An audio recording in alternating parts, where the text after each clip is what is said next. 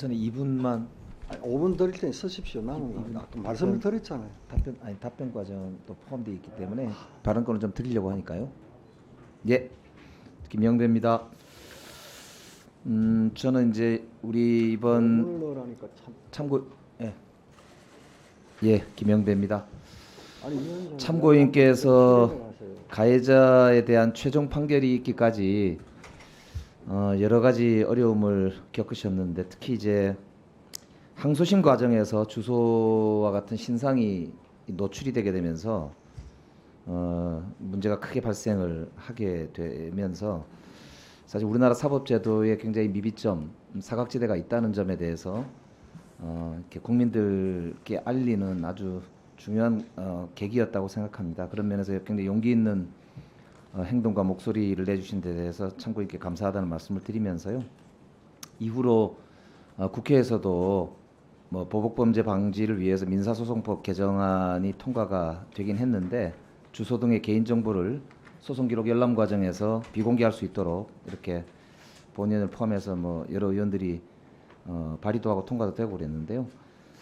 지금 참고인께 좀 여쭤보고 싶은 것은 꼭 좀 앞으로 개선돼야 될, 바뀌어야 될 부분이 어떤 부분이 더 있다고 생각하시는지 좀 여쭤보고 싶은데 그 중에서도 최근에 학교 폭력과 관련해서 사회적인 문제가 많이 되는데 표혜림 씨가 안타까운 사건도 있었고 등해서 우리나라가 보면은 피해자들에 대한 지원 시스템이 사법적으로뿐만 아니라 행정적으로도 그렇고 국가가 책임지고 지원하는 시스템이 전체적으로 좀 상당히 미비하다고 저는 이제 보기 때문에 그런 점에 대해서도 굉장히 중요한 계기가 되지 않을까 싶어서 참고인께서 생각하시는 꼭 말씀하고 싶은 그런 이제 부분이 어떤 부분이 있는지 한번 참고인의 말씀을 좀 듣고 싶습니다. 이상입니다. 참고인 말씀 좀 해주시면 네. 좋겠습니다. 사실 표혜림 양은 제 사건이 있고 나서 친해진 친구였고요. 그래서 굉장히 마음이 아직도 좋지는 않습니다. 그런데 이걸 넓게 보면 결국 항상 피해자는 열심히 자기 피해를 어필해야 되고 가해자는 구치소에서 아니면 일상생활에서 그냥 열심히 생활을 하고 있습니다. 거기서 오는 좌절감은 정말 너무 무력할 것 같다라는 생각을 하고 결국 이게 만약에 재판 과정으로 넘어가더라도 지금은 제가 재판부에게 얘기를 해야 되는 거기 때문에 결국 범죄와 아무 관련 없는 반성, 인정, 가난한 불우환경이 도대체 이 재판과 무슨 소용이 있습니까? 피해자가 용서하지 않겠다는데 왜 판사가 맘대로 용서를 하겠다고 하는 겁니까? 사법부가 그렇게 하면 안 되죠. 피해자의 마음을 잘 알지도 못하고 가해자의 마음도 잘 알지도 못하는데 재판부가 독심술사도 아닌데 어떻게 그걸 알고 재판과 아무 관련도 없는 반성과 인정과 가난한 불우환경이 그 재판의 양형 기준이 되는지 전혀 이해할 수가 없습니다.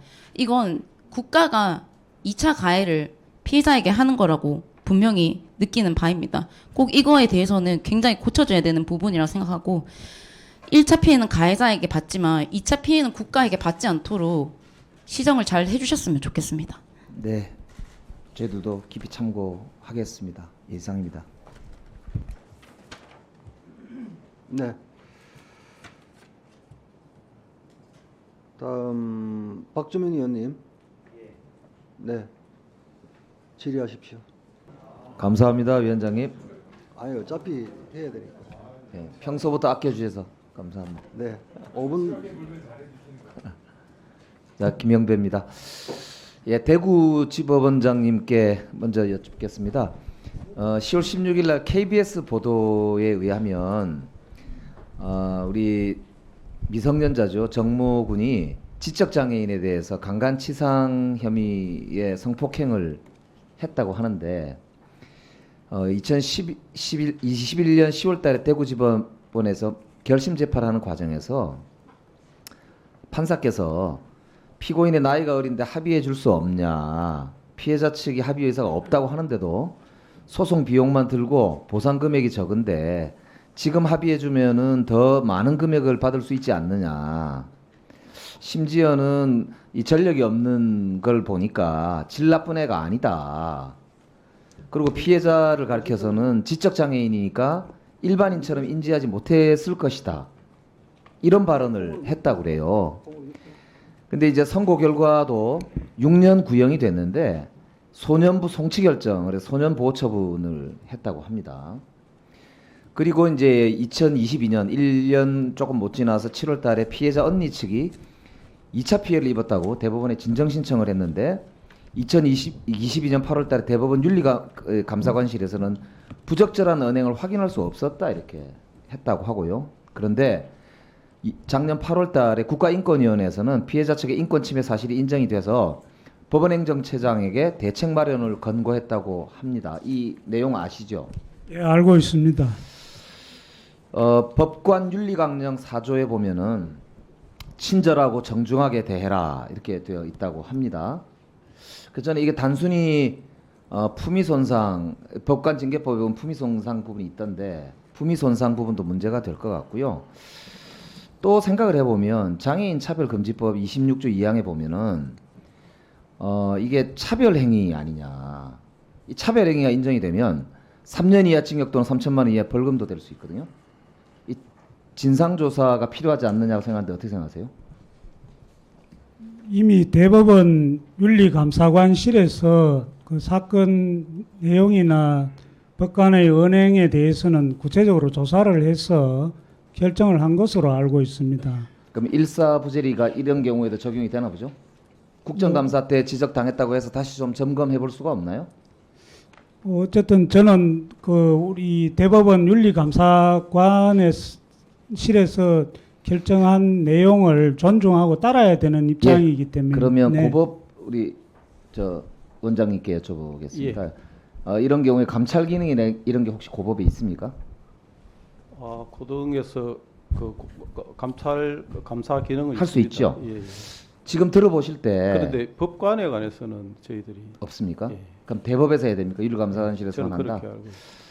그러니까 이게 전반적으로 우리 법관들이 이게 참 고민이 많이 됩니다. 그 울산지법원장님, 울산에 2023년 6월 22일 날 울산지법 소속 판사께서 역삼동 호텔에서 성매매한 혐의가 적발이 경찰한테 됐어요.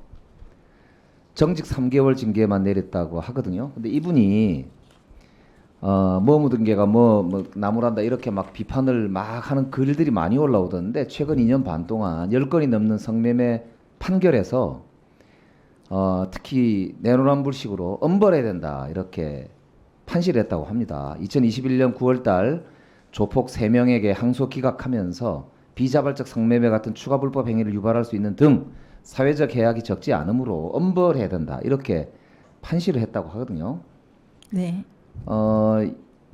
그리고 심지어 뭐 보니까 법원행정처 부장판사도 오피스텔에서 2016년도에 감봉 3개월, 동부지법 판사께서도 2017년도에 보니까 같은 그러니까 이 여성의 신체를 촬영해가지고 감봉 4개월 이렇게 받았다고 하던데요. 그래서 울산지법원장님 이게 판사 징계가 왜 이렇게 가볍냐? 근데 왜 본인들은 계속 그런 일이 있는데도 그런 이제 성폭력 처벌법이나 이런데 재판에 이렇게 하면서 이런 판결을 하느냐? 이게 법원 신뢰나 대한민국의 헌정 구조에 바탕이 되는 신뢰를 무너뜨리는 구조 아니냐? 이걸 좀 개선해야 되지 않느냐?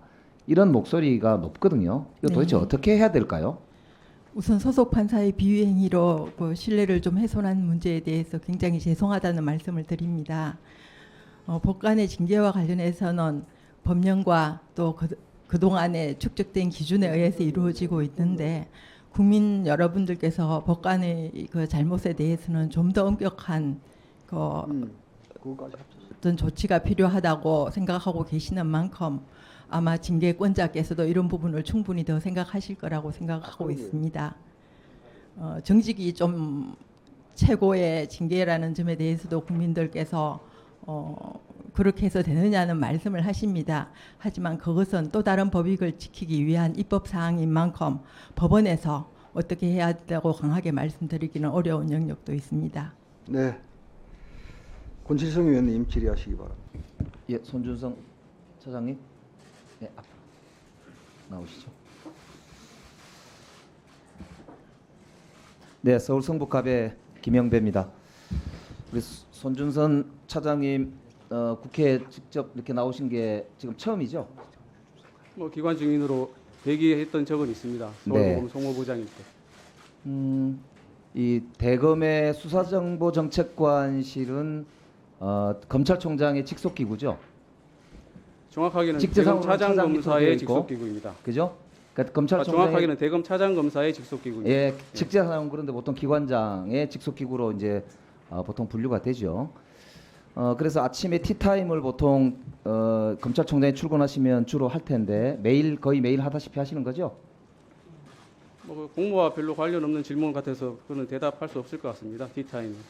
우리 손준성 수정관께서 20년 2월달에 김웅 그 당시에 국민의힘 후보자죠, 예비 후보자에게 이제 이 고발장을 써서 보냈다, 맞죠?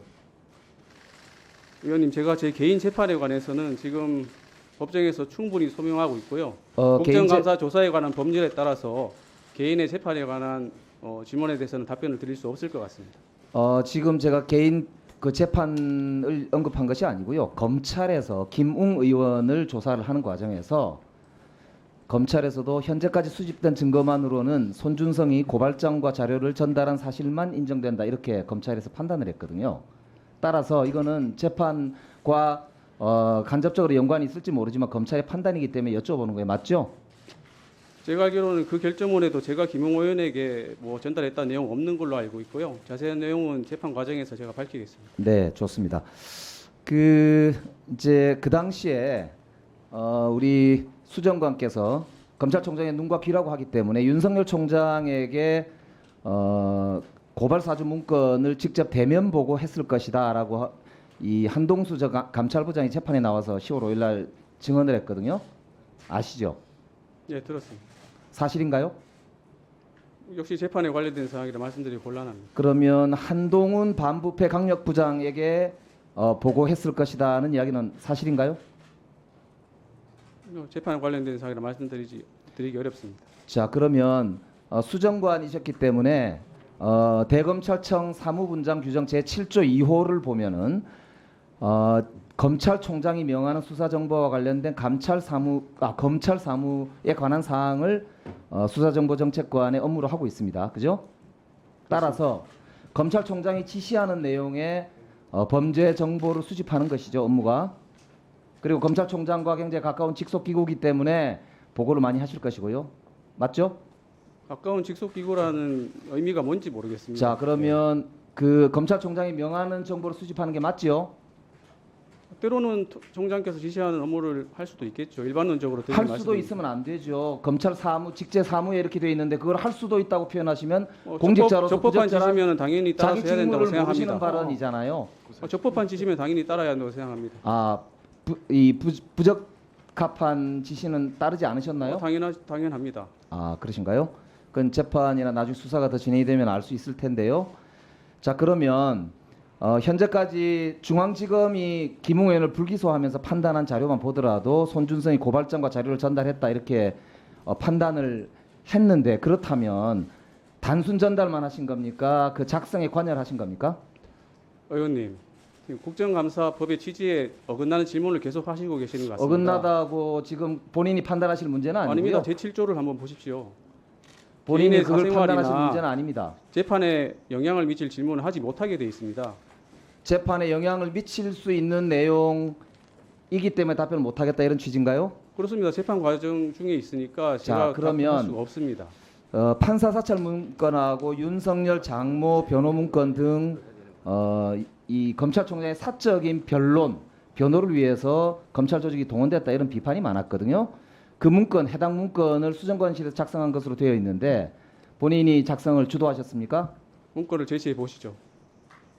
문건이 세상에 다 나와 있지 않습니까? 어떤 문건 말씀하시는지 모르겠습니다. 판사 사찰 문건이라고 불리는 문건과 장모 변호 문건이라고 불리는 문건 모르십니까? 판사 사찰을 한 적이 없고요. 장모 변호 문건은 어떤 문건을 말씀하시는지 전혀 모르겠습니다. 자, 그럼 나중에 다시 여쭤보기로 하고요. 제가 그 문건을 찾아서 올려드릴게요. 거기에 대해 어떻게 답하시는지 보시죠. 최강욱 의원을 고발하는 고발장이 김웅 의원에게 전달된 것인데요. 최강 의원의 생일을 아세요? 잘 모르겠습니다. 나중에 다시 여쭤보겠습니다. 이상입니다. 네.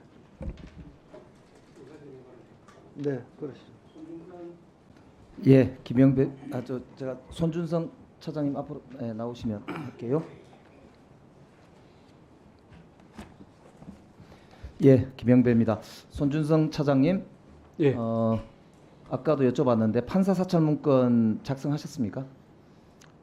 사찰이라고 생각하지 않고요. 그것도 문건 작성하셨죠? 제가 작성하진 않았습니다. 아, 그럼 누가 작성했습니까? 뒤에 있는 그 당시 같이 근무했던 김영일, 아닙니다. 성상욱 담당관이 성상욱? 작성했습니다. 그러니까 이 담당관실에 작성했네요. 예, 예. 그 총장 가족 문건이니까 장모 변호 문건 작성하셨습니까? 제가요? 그러니까 작성한 적 수정관실에 없습니다. 작성하셨습니까? 변호 문건 작성한 적 없습니다. 그럼 그거는 부인하시는 거네요? 작성한 적이 어디서 부인을 하는 건가? 여기서요? 자, 띄워주세요. 지금 아마 역시 공부를 잘하셔서 머리가 좋으신 것 같네요. 이 윤석열 총장 징계 취소 소송 당시에 그 당시에 지금은 법제처장으로 계신 이완규 법제처장 그 당시 변호사가 윤석열 총장의 대리인 변호인이었거든요. 이분이 이 재판 과정에서 판사 불법 사착 의혹 문건을 전격 공개했어요. 넘겨주시죠. 저기 보면은 재판부에 대한 분석이 쭉 나와 있습니다. 문건이 쭉 나오죠. 그렇게 하고 마지막에 판결문 띄워주세요. 이렇게 나와요. 원고는 즉 윤석열 총장은 2020년 2월 당시 수사정보정책관인 W 그 당시에 수사정보정책관이 손준성 본인이시죠? 예, 에게 쭉 나오죠. 해서 반부패 강력부 및 공공수사부에 전달하도록 지시하였다. 그 앞에 보면은 자료를 작성한 뒤라고 돼 있습니다. 그죠? 윤석열 총장이 지시를 해서 자료를 작성하고 한동훈 반부패 부장 및 공공수사부장에게 전달했죠. 제가 작성한 사실이 없습니다. 아, 그럼 아까 얘기했던 성상욱 부장이 작성한 거를 본인은 보고를 못 받았습니까? 보고 받았습니다. 그럼 본인이 책임자니까 그 수정관실에서 작성한 게 맞지 않습니까? 예, 그렇습니다. 그렇죠? 그게 왜 아니라고 그래요? 그리고 그 뒤에 오른쪽에 보이잖아요. AE 이건 수사관입니다. 이 수사관이 보면은 작성해서 이 문건을 원고에게 총장이죠. W에게 전달해서 W가 원고에 보고했다고 돼 있잖아요. 그리고 한동훈 등에게 전달하라고 지시했다 이렇게 돼 있지 않습니까? 판결문에 이게 나온다고요. 그런데 아까 마치 전혀 관계 없는 것처럼 말씀을 하셔서 이게 지금 아까 말씀드렸잖아요. 수정관실에서 이런 이제 이 윤석열 총장의 개인적인 혹은 정치적인 이런 이제 이 일들을 위해서 혹은 이후에 총선에 개입할 목적으로 이 여러 문건들이 작성됐다는 사실 내지는 정황이 명확하게 보인다 이 말이죠. 그러다 보니까 이번에 승진하셨는데 재판 중에 승진하시는 케이스 특히 이제 이 아주 고위직 중에 고위직 아닙니까? 굉장히 이례적인데 거기에 대해서 왜 승진시켜줬다고 생각하세요? 이게 일방적이나 무슨 대가 이런 생각이라는 비판이 있거든요. 어떻게 생각하세요? 뭐 그런 평가는 좀 모욕적인 말씀이고요. 인사의 배경과 의미에 대해서는 공직자가 드릴 말씀은 아닌 것 같습니다. 네. 전주혜 의원님 질의하시기 바랍니다. 아, 예, 김영배입니다. 앉아서 대답하셔도 예, 됩니다. 네. 창원지검장 제가 어저께도 물어봤던 건인데요. 올해 4월 26일 날 JTBC에서 보도된 사건인데요. 19년 이동호 군사고등법원장 뇌물수수 사건 재판 관련해서 애초에 이 사건이 창원지검 진주지청에서 이제 경찰이 수사를 시작하고 한 이 내용 아시죠? 예, 보고 받았습니다. 예. 근데 이게요, 이런 겁니다. 그 당시에 이 뇌물수수 사건이 이렇게 된 이유가 아시겠지만 그 제보자 겸 피의자가 원래 회사에서 횡령 혐의로 문제가 됐잖아요. 그래 나중 먼저 고발이 됐어요. 횡령 혐의로. 예. 그래가지고 경남 경찰청에서 20년 10월 28일 날 이 진주지청으로 송치를 했다고요. 그런데 수사가 뇌물 수사가 이제 먼저 되고 재판도 그게 빨리 돼가지고 이 양반이 1년 징역형을 서울구치소에서 뇌물 혐의로 살아요. 근데 원래 문제가 됐던 횡령 관련된 수사는 지금까지 안 된 거예요. 핑퐁을 쳐가지고 이게 서울 쪽으로도 여정부지검으로도 왔다가 지금 다시 진주지청으로 인제사 3년 만에 2023년 6월 달에 다시 진주지청으로 가 있대거든요. 이거 빨리 수사해야 되지 않아요? 예. 많이 지연되고 있다는 말씀 보고 받았는데 최선을 다해서 신속히 마무리하겠습니다. 이게 지금 진주지청의 이창원 검사실에 가 있다는데 네. 빨리 수사하시기 챙겨보겠습니다. 바랍니다. 이게 왜 그러냐면 지금 박경섭 대검 마약 부장 검사가 이 사건을 그 당시에 뇌물 사건을 수사했던 검사인데 이 사건 뇌물 사건 수사를 할 때 이 피의자였던 이 사람이 압수물 중에 일부를 금전 대차약정서를 들고 나오고 사진을 171장 찍어가지고 나와가지고 자기 재판에도 활용하고 해서 수사 조작까지 이루어졌다는 지금 의혹이 제기되고 문제가 제기됐어요. 이 대검에서도 그렇고 틀림없이 문제되는 건인데 빨리 이거 수사해야 되지 않냐 이거죠.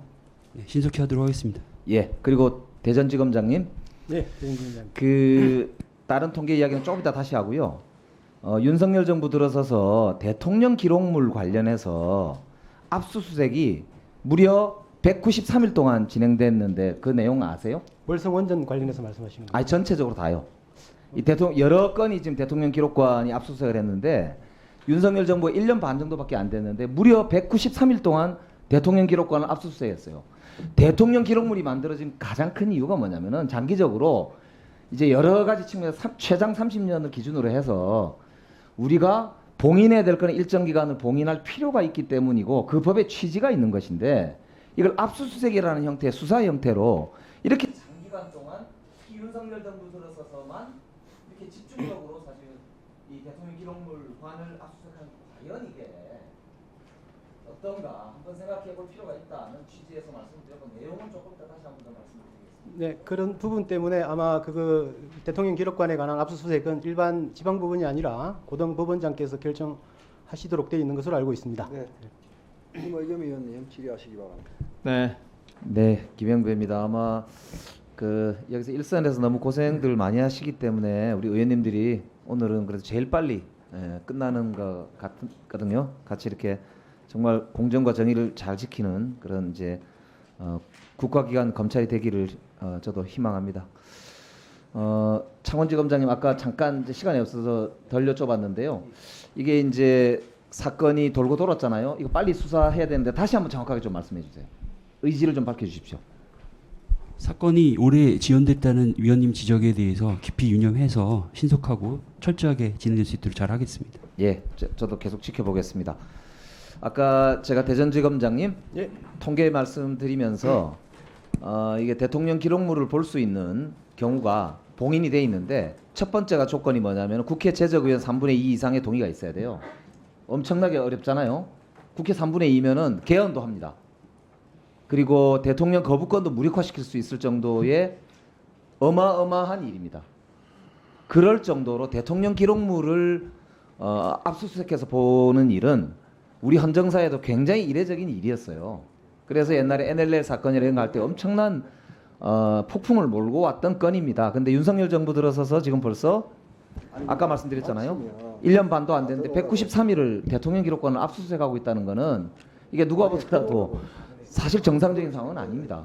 전 정부에 대해서 도대체 어떤 일들이 이루어지고 있나 이걸 국민들이 의심을 할 수밖에 없습니다. 검찰공화국이다 이런 이야기가 그래서 나올 수밖에 없다. 이런 점을 유념해서 이번에도 수사하시면서 공정하게 하시길 기대하고요. 하나 말씀드리고 싶은 건 이런 거예요. 감사원의 감사 결과 넘어간 걸 보면 문재인 정부가 들어서면서 17년 2분기부터 부동산 통계도 조작했고 가계 동향조사도 조작했다 이렇게 되어 있는데 아니 박근혜 정부 때 빚내서 집 사라 이래가지고 집값 띄우려고 쌩 난리였거든요.